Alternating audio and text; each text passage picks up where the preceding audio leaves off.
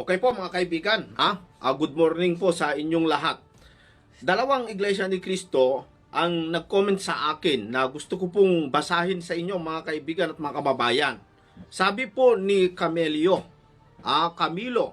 sabi niya, SLTV, ano ang katibayan mo na hindi pa natapos ang chapter 6 ng Revelation? Revelation po ang usapan dito. Si Luisito, sabi niya naman, lumaban ka na lang sa debate para masagot ang tanong. Isang paksayan ang tema kung natupad na ba yung chapter 6 at patunayan mo na hindi pa. Sa makatuwid mga kaibigan, sa Iglesia ni Cristo, para mapatunog nila o mapasunod nila yung kanilang sinasabi na si Felix Manalo yung isa sa anghel doon sa chapter 7 ng Revelation, para sa kanila kasi natapos na daw yung chapter 7, sinabi natin, hindi pa natapos yung chapter 7 kasi bago po matapos yung chapter 7, kailangan matapos muna yung chapter 6.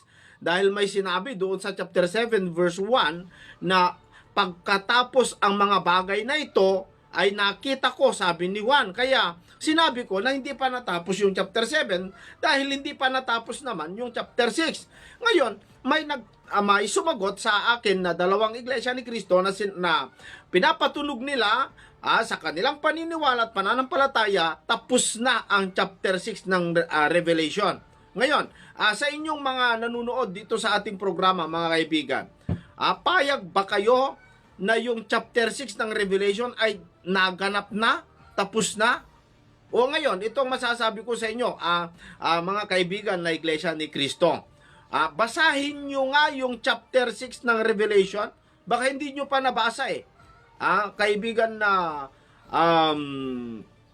Luisito at saka Camilo, basahin nyo nga yung chapter 6 ng Revelation.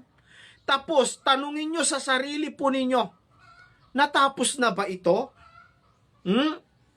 Basahin nyo yung chapter 6 ng Revelation mula verse 12 hanggang 17. Tapos, basahin nyo yung Mateo 24, umpisahan nyo sa 25 hanggang pababa.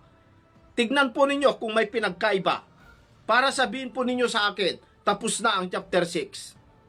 Yan lamang po.